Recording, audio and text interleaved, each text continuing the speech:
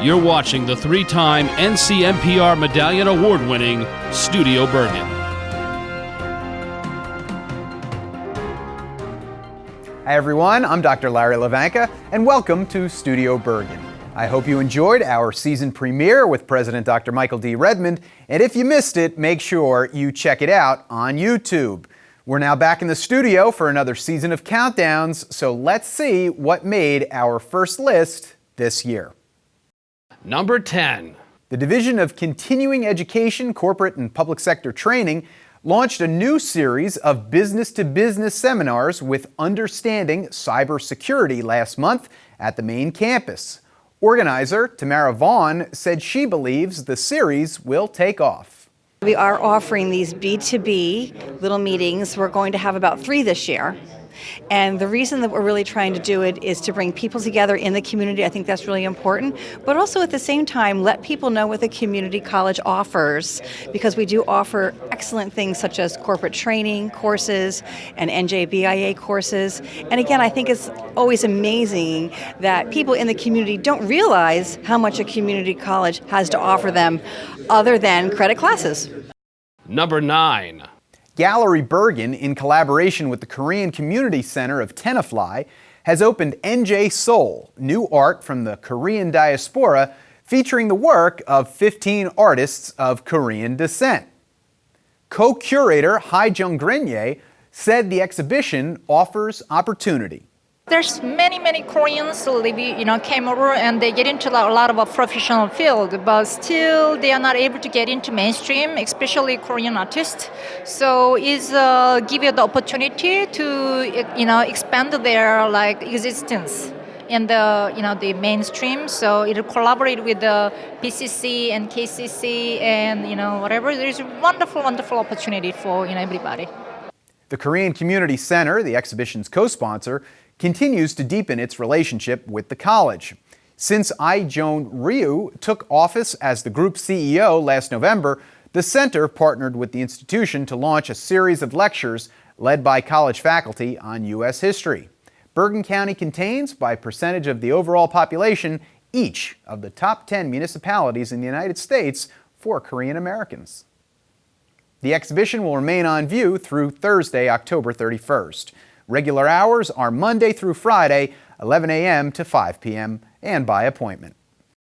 Number 8. The darkest day in our nation's history, September 11th, 2001, has found light through service projects in recent years. Pivoting from the solitude of the day to a moment of action, the college and food pantry partners from the Center for Food Action sponsored a service event to assemble weekend snack packs for local children who face food insecurity. Volunteers included students, faculty, staff, and even wives of New York Giants coaches. We spoke with the CFA's Lisa Pitz. The event is important because it really brings together all the partners that we have in the county, both private industry, the college, nonprofits, community-based organizations. Everybody comes together on a day that's really hard and filled with sorrow to really sort of turn that into something positive in remembrance of all those who lost their lives on 9/11. Number 7. The Duprees open Bergen Community College's Curtain Up season Saturday, October 12th at 7:30 p.m. in the Anna Maria Ciccone Theater at 400 Paramus Road. Back at the Ciccone by popular demand, the Duprees are known the world over for some of the most beautiful love songs of the 1950s, including You Belong to Me. Tickets are $45 and are available at tickets.bergen.edu. We'll see you at the Ciccone. Number 6. Students Eli Master, Kris Amels, and Natalia Laporta are 3 of the 207 Phi Theta Kappa members nationwide to earn the $1,000 2019 Coca-Cola Leaders of Promise Scholarship. Selected from nearly 900 applications, the scholarship will help the honor students cover their educational expenses and provide them with the opportunity to develop leadership skills as part of the International Honor Society for 2-year institutions. We got reactions from them. I'm really grateful that I was awarded the opportunity to try for the scholarship in the first place, and that I got it. because it's very validating to know that other people think you can do stuff.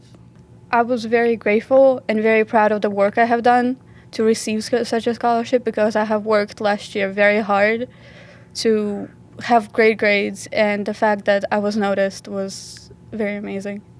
It just validates everything I'm doing here. I feel like coming to Bergen, I found out how much I love learning, and I feel really grateful that I get to be supported in continuing my time here. Number 5. Our next story strikes a decidedly somber tone as we remember Board of Trustees Chair Carol D. Otis, who passed away this summer. Otis served as a trustee during terms from 2007 to 2012 and again from 2016 to the present, leading the board as chair from March 2017 until her passing. She also represented the trustees on the Bergen Community College Foundation Board of Directors.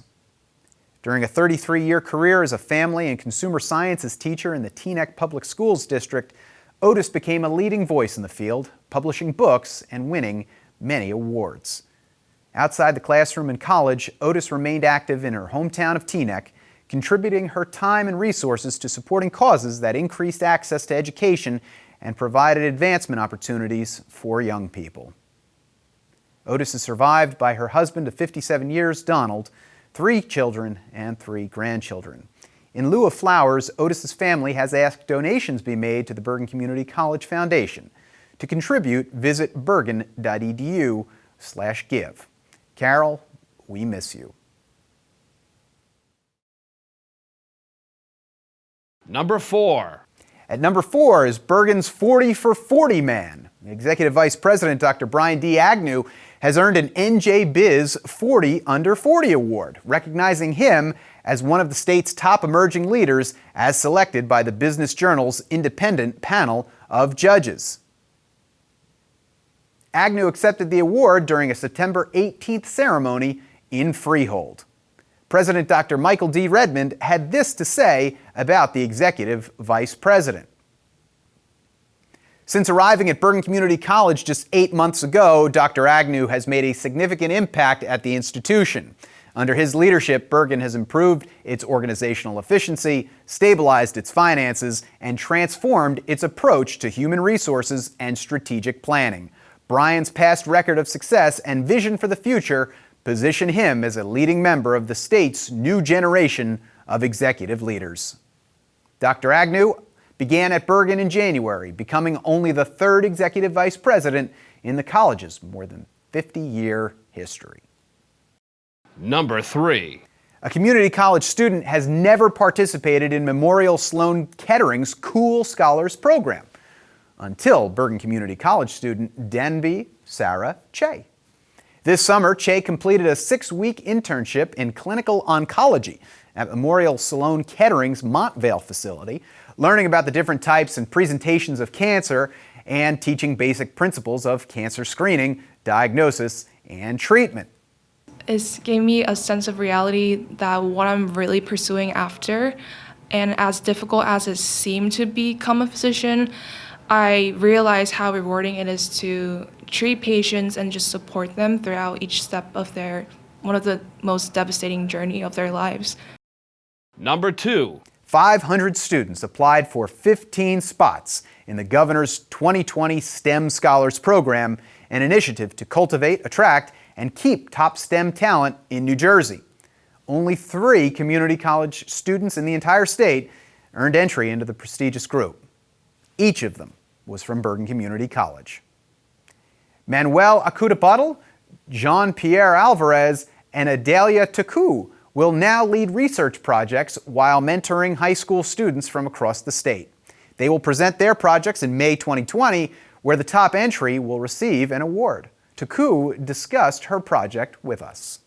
I decided to focus my project on trying to understand more the external stimuli to the human brain, and since we have access to the Brain Master technology, which is a new technology that records brain activity, I just wanted to continue more on this since there is still so much to know about the human brain. Participants will also attend conferences led by STEM professionals to highlight possible careers in academia and industry for STEM majors throughout the year. The Bergen students remain excited about the possibilities. I didn't have too much information at the beginning, but then I started to figure out who participated in this, and students from PhDs, masters, even with bachelors already, they are the ones that participated with us. All of us, we were 500 applicants, so I felt really honored for that. It kind of made me realize I kind of used a lot of the opportunity that Bergen Community College offered, and if I didn't, I probably wouldn't have gotten in.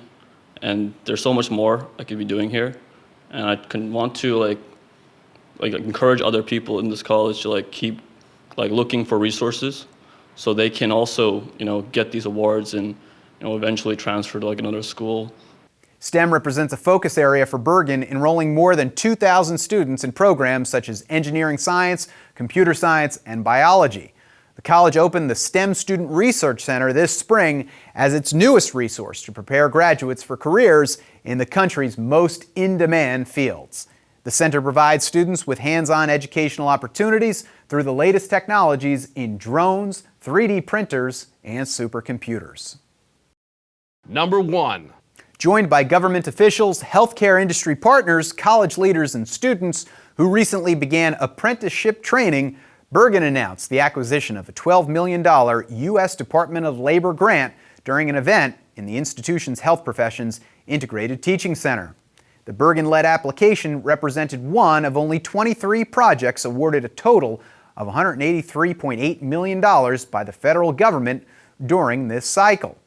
President Dr. Michael D. Redmond said the grant reflects Bergen's mission. In short, the grant creates opportunity and it expands economic mobility, both of which are central to who we are as a community college.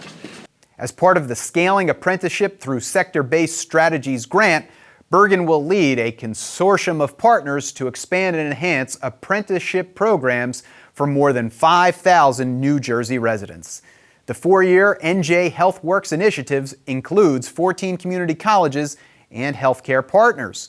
The New Jersey Department of Labor and Workforce Development and its commissioner, Robert Asaro-Angelo, also supported the consortium's application. Apprenticeship works. Apprenticeship reduces employee turnover and increases productivity. It builds a pipeline of skilled workers and creates a built-in model for succession planning. And it opens the door to federal and state funding like this and resources, because we know that investing in a stronger, fairer economy is good for everyone. We now have 878 registered apprenticeship programs in the state, working with more than 8,100 active apprentices. That's a 44% increase in the number of programs since January of last year. And we're very proud of these numbers. We want even more. At the kickoff event, Bergen County Board of Chosen Freeholders Chair Germaine Ortiz applauded the work of the college, federal government, state, and partners. Students arrive at Bergen often unsure of what their future holds, but they know that education can change everything for them. They know that a Bergen education can open doors and provide a path to a better life. I am proud that Bergen will lead this grant that will help students learn the critical job skills they need to excel in the evolving healthcare marketplace. Under the grant, Bergen will expand 9 existing programs and create 5 new initiatives, blending classroom education and work experience in positions such as sonographers, patient care technicians, and paramedics. The grant will specifically target assisting residents in the state's underserved populations, including displaced, unemployed, underemployed, and veteran workers. That's our countdown for this month. We will see you again in November for another Top 10. For Bergen Community College, I'm Dr. Larry Hlavenka. Thanks and take care.